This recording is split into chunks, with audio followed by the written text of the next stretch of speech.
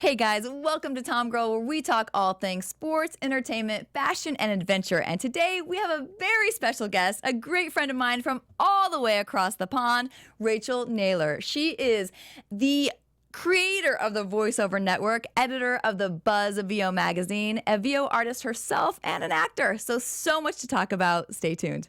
You're tuned in to AfterBuzz TV, the ESPN of TV talk.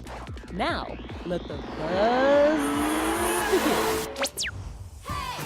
Hey guys, I'm JJ Jurgens. Thanks so much for joining us again for another special episode here of TomGirl. Clearly, I'm having trouble talking today, but because I'm so excited to introduce to you Rachael Naylor. Thanks for coming, Rachael. Oh, thank you so much for having me. It's an honor to be here. Yeah, well, you know, you're not in town very much, so I had to try to track you down while you were here. So I really appreciate you taking the time to come in because I know you have lots of things on your plate while you're here. Hey, Yeah. I love my trips out here. It's fantastic. So you're out here again for another voiceover event. Yes. Can you tell everybody what you're here for on this time? Yes, so I'm here. I'm a presenter for the Voice Arts Awards, which is happening this Sunday at the Warner Brothers Studios. So it's a big awards ceremony for voiceover artists, and it's going to be good fun. I can't wait. Mm-hmm. And you are someone that we all adore in the VO community, and you are the creator of the VoiceOver Network. So tell everybody who might not be familiar with what that network is, what it is. So the VoiceOver Network is it's a membership organisation for voiceover professionals around the world, and it's all about helping, supporting, and strengthening the voiceover industry. And that literally drives everything that we do. But we do events, we do training. There's the Buzz magazine. It's just an amazing community with lots of resources. And what I wanted to create was a safe place for working voiceover professionals to come together to help and support each other, to get advice, to basically improve things in the industry. And it's nearly 4 years old. It'll be 4 years old in January. And it's so wonderful to have members based all around the world. And it's not just for voiceover artists, but it's for agents, producers, casting directors, all to kind of come together and help and support each other. And how did this idea get started for you? So it came from, I had a little meetup group.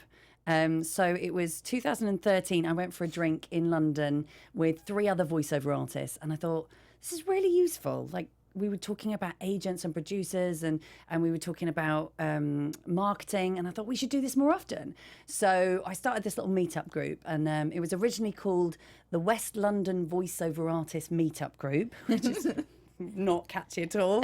And it just snowballed, and then people from other parts of London started contacting me and saying that they didn't live in West London, they lived in North London, could they still come? And I was like, yeah, everyone can come. And it was just, we'd go to the pub and we just chat, and so it grew and grew and grew, and then I decided to have it in central London. I changed the name, wanted to get more agents and producers, so we started charging so that we could provide food. And end of 2014, I looked at what I created, and I looked at the industry and how the big change is with home studios and agents and marketing. And so I wanted to do something to make a positive difference and help lots of people in the industry. Mm-hmm. So what are some of the challenges you faced growing this business? So many. Oh, wow. So many. Lots of challenges. I mean, I think kind of juggling everything, because I'm a mum as well. So I've got 2 little ones. I've got Scarlett's 3 and Lily's 7. So it's juggling it all with my voiceover career and with having a family. That's a big challenge. I also what I've done has it's disrupted.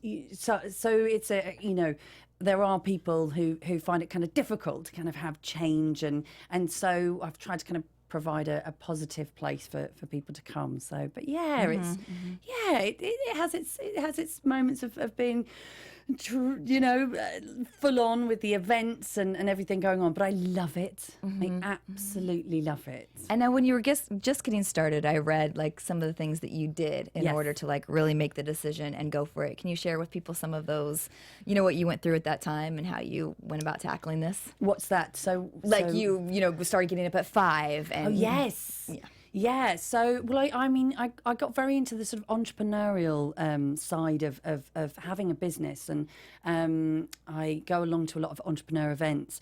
But so what I started to do, it was the beginning of 2014, was I started getting up at 5 o'clock in the morning, and that was in order to do something called a 90 minutes. So my mentor is a guy called Nigel Botterill, who's an amazing entrepreneur. And he is always going on about doing your 90 minutes a day.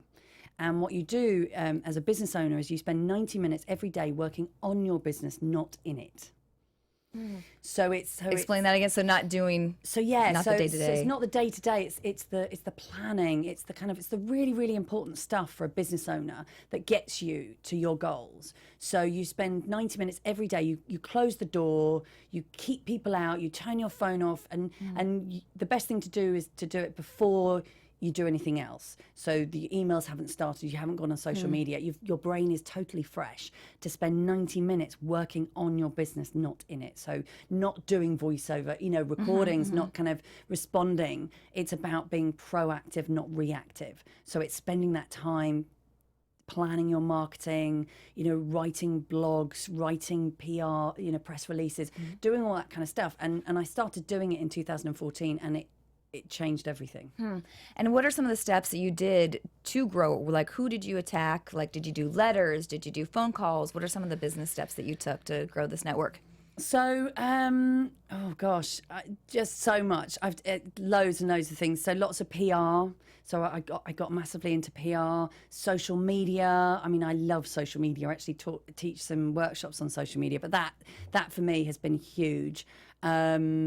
And yeah, just kind of getting out there. The events, the in-person events, I think are really, really important. And it's all about networking. It is all about networking. And networking is something I'm really, really passionate about. And it's not, some people find networking, that word kind of really intimidating. But it is just chatting, just chatting to people. It's about building relationships. It's about, going and helping other people, which is a big thing that I kind of push. So networking isn't about you, it's about other people. And if you can go into a networking situation and think, if I can go and help somebody else, it takes the pressure off you. Suddenly, because it's always that thing like, I have to be really interesting. And there's also like, I don't want to push too hard or like try to sell myself, or like there's that fine line of how you do act in those situations. Yeah, and so I think absolutely the key with networking is to go into the situation and think about how you can help that person. Listen and see if you can connect them with somebody that you know, because then it's not about you, and that's when networking really works. So I really kind of promote that sort of thing within the network. Basically. So tell us about some of the events that you put on with the So we run lots of events. They've mainly been in London, in the UK, because obviously that's where I'm based. But we have started doing them around the world. We had our first one in New Zealand in July, and we're actually going to do one in LA this Thursday, which is very exciting. So our events, I do lots of evening drinks events. So they're called Vond. And she's a limoncello fan, I am, right? Yes, limoncello. I'll tell you so the limoncello story. So Vond stands for VoiceOver Network Drinks. I know everyone goes, what's the D? What's the D? Yeah. I'm like, it's drink. I never knew that until that's great. And the limoncello thing came from our first ever paid event. So it was the Summer Party 2014, and my business coach at the time had he really encouraged me to have an event where we charge, because I wanted to get agents and producers and casting directors in the room. So it's like, okay, so if we charge people, then we can provide them with some free food and drinks and get them in, and you sold lots of tickets, and I had that moment just before, where you have you have the good angel, and then you have the bad, one on your shoulder, and the bad one started, in my head started saying, yeah, but what if it's really boring and it's rubbish? And so I thought, okay, well, what can I do? I thought I'll just get everyone drunk. So I thought, okay, right, well, what can I give people? And I was thinking, okay, tequila's a bit harsh, sambuca's thinking shots. So I just thought, limoncello. It's that lovely drink that you get at the end of an Italian meal. You know, it's quite. So I went and bought some bottles of limoncello, and actually the event went really well. It was really fun. I didn't need it, but I just thought, oh, we'll get the limoncello out, and it's yellow, and we gave out little shots of limoncello to everyone, and people went crazy. They went nuts, and it was all over social media. And since then, every single event we've ever had, we always give out limoncello at the end of the evening, and people love it. It's kind of part of the branding now. But but we do evening events, but we also do day events. So we have an event called Get Your Game On, which is an event that's all about promoting great voice acting in video games. So it's all about video games, and that's been really, really popular. And we get speakers and workshops, and because video games is such an exciting area of the voiceover industry that's just going through the roof right now. So we do that, and then I also have an event called Above and Beyond, which is all about going above and beyond for your clients and going above and beyond in your career, in your voiceover career. And we do that. It's a 2-day event. And there's training, and there's a lot going on. Yeah. What is your advice for somebody in the United States, I'm sure you could ask this a lot, who would like to expand their business, their VO career from just the United States to London or other places? Yeah. So, I mean, that's the exciting thing about being a voiceover artist. You have a home studio, and you can literally work with clients all around the world.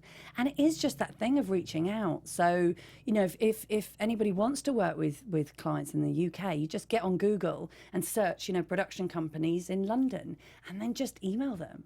And what's great about doing things like that is that you're a big fish in a small pond. Is that right? Yes. As opposed to being a small fish in a big pond. Yes. So it's like, so for instance, in the UK, there's a small group of American voiceover artists who are kind of basically booking all the American voiceover work. And you know, a lot of that work you don't necessarily need to be there in person. So, you know, so Americans can get the work in the UK. And it's the same the other way around. Because I book work over here, and it's great because I'm kind of, you know, I'm the English voice. You're authentic, yeah. So it's all good. That's great to know. Well, on top of that whole network, you also are the editor of The Buzz. So tell us about this, because I know you put a lot of blood, sweat, and tears into this magazine. Oh, so The Buzz magazine is the only magazine in the world dedicated to the voiceover industry. That a girl. Yay. And yeah, it's only in print, but it is available globally, so people can subscribe to that. And I'm really, really proud of the magazine. The idea for the magazine actually came before the VoiceOver Network, and it's part of the VoiceOver Network now.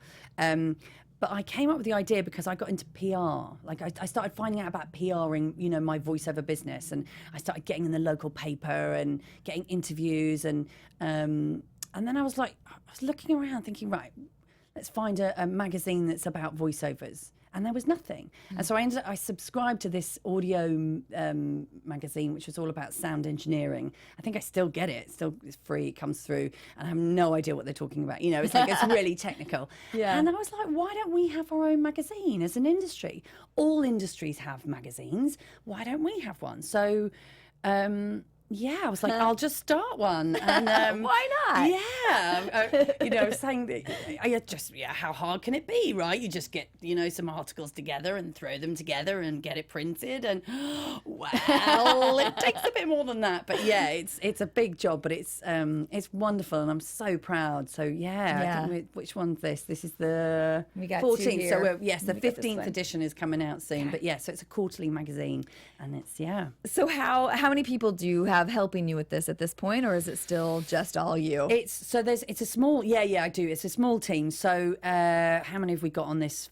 Four people. Yes, 4 people working on it. So but it's good. It's really good, and it's a great thing for the industry to kind of provide. So I love how you just dive into things, and like, you know, you could have started that and been like, oh, okay, this is just way above, like too much for me.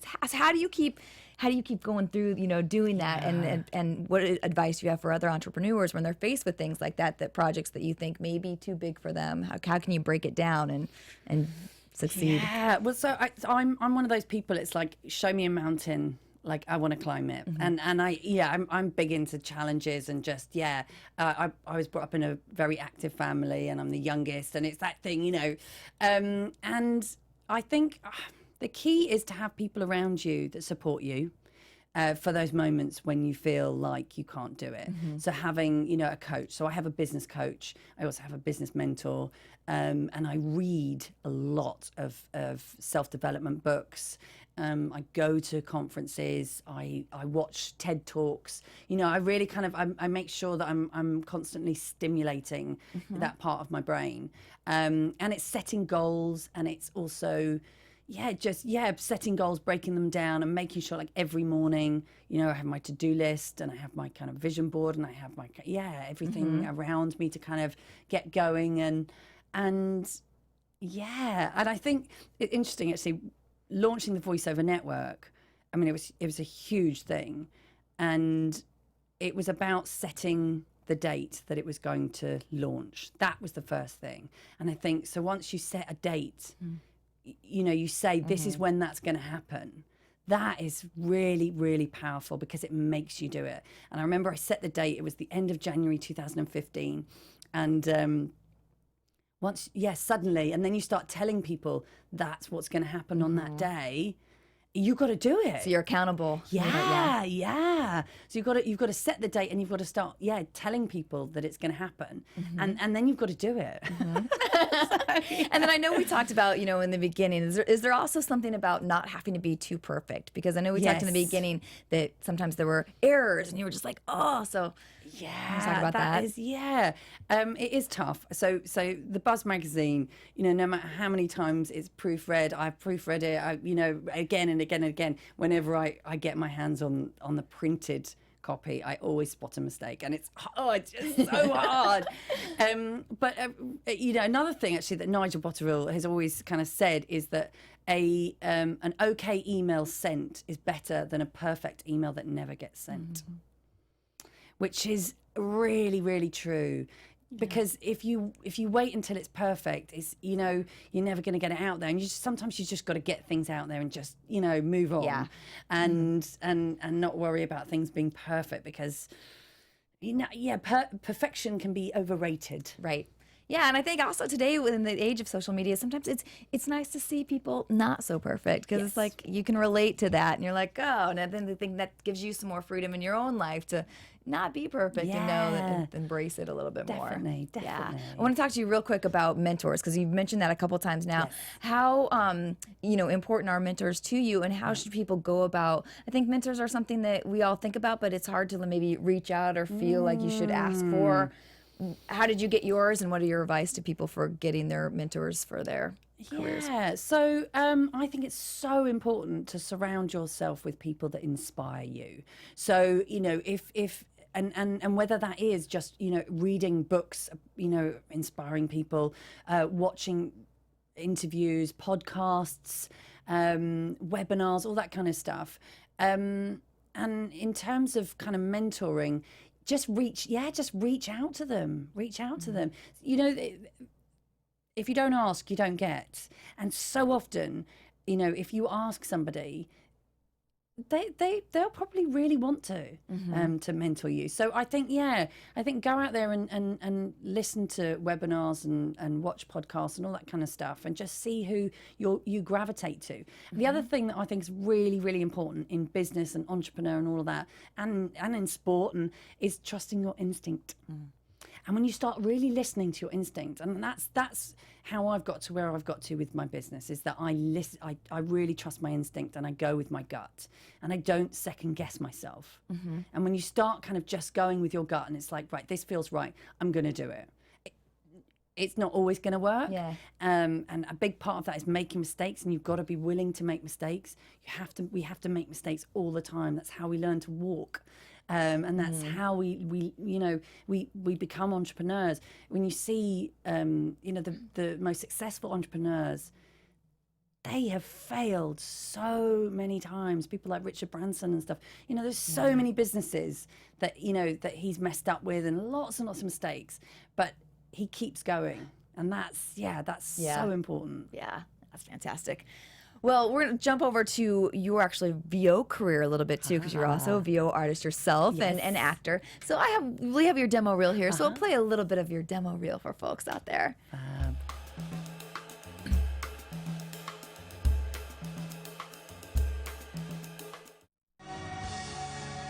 No matter what life throws at you, relax with 5-Star Movies. Sponsored by Purcell.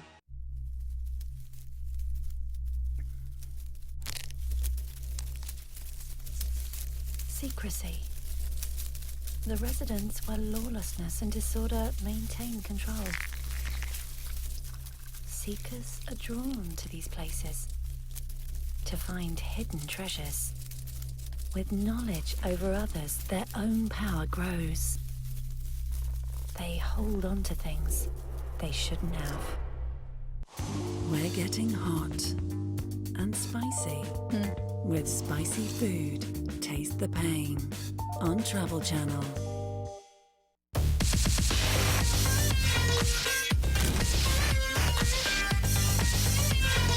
Whatever your latest taste in fashion, food or furniture, Centre MK has over 190 outlets to help you find it in a flash. Centre MK. Unlimited style, one destination. Such great range and fun. What do you love most about voiceover? Oh gosh, it is the best job in the world. I mean, it really, really is. And I used to get in trouble at school for talking. I was the kid at school who was always getting in trouble for talking, and every single report I ever had from school said, Rachael talks too much. If Rachael stopped talking and got more work done. And I feel like when I found voiceovers, it was like, this is where I'm meant to be. Amazing. I would love to go back to all those teachers and go, well, there we go. Yeah. Actually. It worked out well for me. Yeah, there we go. So, but I love the acting. I love doing video games. I love creating characters, and I love it's kind of like it's like a music that you're bringing scripts to life and you're interpreting copy, and it's wonderful. Yeah. So much fun. I think we have a picture of one of your video game characters in there, possibly. Maybe. Sorry. There, go back. That one. Oh, Alariel the Everqueen. She was so fun to play. She was a great. So that's Total War Warhammer 2, the Queen and the Crone. And I can just imagine you in this role. It was it was so fun. And it's the first time that they had a female lead in one of the Warhammer games. And and the first time they'd had a female voice the trailer for one of their games, and I was like, that was me. So I was really proud of that. Yeah, how great did that feel? I mean, really good. It was like about time. Yeah. But yeah, she was a fun character to play. I loved doing that. I absolutely loved it. And I think some One Direction fans out there, Directioners, are very pleased that you voiced 3 of their movies. Yes, the One Direction films. Yeah. Which is good fun. So I did a few of those. That was good. Yeah. What advice do you have for people that want to get into voiceover? So my advice would be to research and to train, get a good voiceover coach, and read. There's lots and lots of blogs out there, but get a copy. Subscribe to the Buzz magazine, get a coach and learn, read up, do lots and lots of research before you you throw too much money into it. Just make sure that it is where you want to be, and find voiceover artists and reach out to them and chat to them, because it's a wonderful community. Voiceover artists are just a very kind of special type of people, I think, because we are actors, but we spend a lot of time, sitting in little black boxes talking to ourselves. Yeah. when we get out and we go to events and stuff, there's such a lovely support, and it's great. I totally agree. I mean, we met at the VO Atlanta conference, and that's the first conference I'd ever been to. And I was just, I know all the, the VO people here, I think is just such a wonderful community. But then to even go to those conferences and feel it like on that level, it's just people from all over. And again, all just the best people. And yeah, like I feel like a lot of and I know you're an actor as well and on screen. How do you feel about, I find the VO world more, people are willing to help each other out, less as competitive. Is that true for you? Definitely. And I think, it's not as sort of cutthroat, I think, as on screen, because you don't have to worry about sort of what you look like, and it's all in your voice. And I think there's also an element of voiceover that you have to have a big personality to do voiceovers, because you're putting your personality into the script. So voiceover artists are generally quite sort of outgoing and bubbly, because that's what that's what you get booked to do most of the time. So yeah. And I pulled this picture too of you. I love, because let's talk a little bit about like some of the gear. So this is the other thing about VO, that you can do it wherever when you travel. Yeah, definitely. So you take your kit with you, and I have a home studio. I love having a home studio. Having kids, it was perfect. It's been, great with my little ones, being able to kind of jump in the booth. But yeah, that's me with the vocal booth to go kit. So but no, it's all good. Well, speaking a little more of travel, we want to talk about your adventure side a little bit, away from the voiceover. Wonderful. So we have a shot of here. You actually swam with sharks. So yes. Tell me about that. So that picture, that's in Australia. That's me swimming with a whale shark off the Ningaloo Reef, which was amazing. And in fact, my 5-year-old little girl came with me in the water. I had to come too. Great. Bless her. She was like, "Come on, Lily." I love it. But I love sharks. I absolutely love sharks, and I'm a bit of an adrenaline junkie. But I also, so that was wonderful. I mean, whale sharks they are harmless. They just eat plankton and stuff. But I have been cage diving with great white sharks. Wow. Yeah. I didn't have a picture of that There one. we go. That's There's a big picture in my front room actually that I took of this great white. So that was in South Africa, and that was an amazing experience to get in the water with these huge.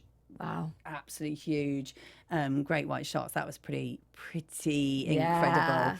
But and I love scuba diving, and I love seeing sharks. I think they're beautiful, incredible creatures that I have a lot of respect for. So, And now when you come out here to visit, you've also started picking up surfing with one of our other VO friends. Yay. So I think we have a picture of you. Yeah, there you go. You guys surfing. Yeah. So you even went this morning, so you're just loving it. I was surfing this morning. Yeah, I totally love it. And shout out to Scott Parkins. Yes, in case you're watching, Scott. There he is.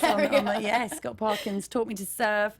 I love surfing, and it's funny. It's something that I always wanted to learn to do, but I live in London, and there isn't a beach. There's no surf, so it's kind of difficult. And when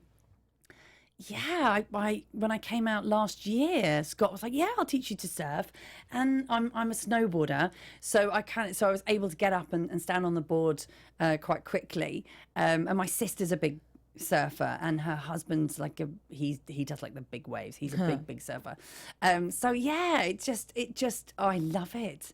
I absolutely love it. I was out there this morning. I caught what I thought was quite a big wave, and I like squealed. It was really fun. But no, it was great. Really awesome. Great. So now, tell us for some of the travel adventure people out there, if we were going to go to London, first timer in London, what are some must-sees, must-dos in London? London. Oh gosh, there's so much to see in London. It's a fantastic city. I think the best city in the world, because I love London.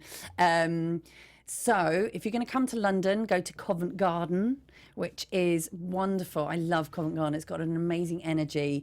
It's an old market, but we have lots of street performers that come, and they do big shows, and they swallow knives and go on a tightrope or juggle crazy things. I think what what were they juggling when I took my girls there the other day? Toilet seats. Someone was juggling toilet seats. You know, so Covent Garden is great, and also South Bank, which is lovely, and it's along the river, and it's again, there's like lots going on, lots of theatre. So you got to come to the theatre, and it's London's there's loads going on. There's always tons happening. So All right, lots to check out. I need to get there. I got to get it on the list. So next year, I'm going to plan a trip to come see you. You've got to come. Yeah, come to London. Come to London because you'll love it. It's good fun. Although it's cold now and raining quite a lot. What's your favorite month? Oh, that's a tricky one. May is a good one. May is nice because it's warm and it's spring. But I love the season changes, so I do like October because I like it when it starts to get cold and you start putting a jumper layers on. And everything, all the trees are beautiful colours of oranges and stuff. Yeah. So, but no, it's good. I do love my travelling though.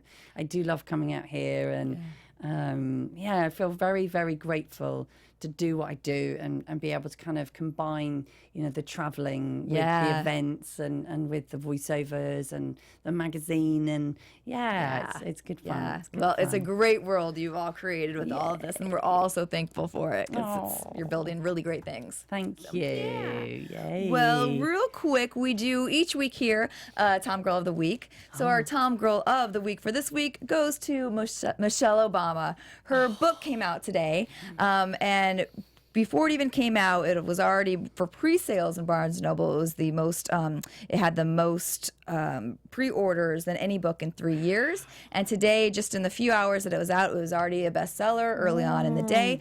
And it just, of course, Oprah Winfrey endorsed it, and it just says, Michelle Obama's personal story, of course, but I believe it's going to spark within you the desire to think about your own becoming. So I guess she just really gets very personal and vulnerable in it. And I mean, she's just beautiful and amazing, and I can't wait to read it. So she gets the TomGirl of the Week award. Oh, wow. And then another thing I wanted to mention here, it's been a very tough week for California, and our firefighters and first responders are doing so much to try to help people and save their homes and protect all of us. So if you guys can do anything to help, I have a few places that you can do. You can text the Red Cross to 90999. There's a lot of animals that have been displaced in this, and you can contact the Humane Society of Ventura County. And also, if you want to donate, you can donate to @lafdfoundation.org. If you go online, there's a lot of resources of ways that you can help out if you're feeling like you would like to help and help people out in this time of need. I would Malibu and these places of these fires for me are my favorite places out here, and definitely places that I go when you need a break from LA, and they're just gorgeous, and to see what's happening just is really heartbreaking, and my heart just goes out for everybody who's lost their homes and their land, and just a big thank you to all the firefighters and first responders on that. All right, so back to you. All right, so what is upcoming for you? Where can people kind of follow the news of everything you're doing, or follow you on, social media? How can people stay in touch? Oh, yes, please do. So I'm on social media. I'm on Twitter, Rachael Naylor, and on Instagram, Rachael.Naylor. And then there's also the VoiceOver Network. So Twitter is Network VO. And then Instagram is _voiceover_network. And then also on Facebook as well. You can just search on Facebook and come to the website. So a couple of websites, obviously, you've got the two things going on. So rachelnaylor.com, which is my website. And then also the VoiceOver Network.co.uk. So if you want to come there, you can check out all the stuff that we've got going on. You can subscribe to the Buzz magazine via that website, and you can join our mailing list, and you can join the network if you'd like to. You can apply to join. So And what are some of the upcoming events that you have? So what have we got coming up? So we have our Christmas party in London, which is on the 7th of December, and it's out of this world. So it's actually a space-themed Christmas party. Every year we have a theme to our Christmas party. Last year was Wild West. The year before was rock and roll. The year before that was Gatsby. So this year it's all about space. So that's going to be good fun. And then we've got Get Your Game On is happening in London in April. So we've got, those things going on. And then also I do the VoiceOver Hour webinar, which I run every other Wednesday. So it's every 2 weeks on a Wednesday. And it's a live webinar where I interview different people in the voiceover industry. So yes. Where is that one up at? So that's on the website. Okay, So if you come and subscribe, we will send you information via email. Okay. Yeah. So much good stuff. Well, thank you so much. This has just been so great, and I just love everything you're doing. So thank you for taking the time while you're out here to do this. Fantastic. Thank you so much for having me. This has been fun. Now we need some limoncello and a drink. Yes. All right, guys, that's it for this week. Thank you so much for joining. Next week, we have Daniel Goddard from The Young and the Restless. So we'll see you here again next Tuesday for TomGirl Tuesday. Have a good week. Our founder, Keven Undergaro, Phil Svitek, and me, Maria Menounos, would like to thank you for tuning in to AfterBuzz TV. Remember, we're not just the first, we're the biggest in the world, and we're the only destination for all your favorite TV shows. Whatever you crave, we've got it. So go to AfterBuzzTV.com and check out our lineup. Buzz you later. The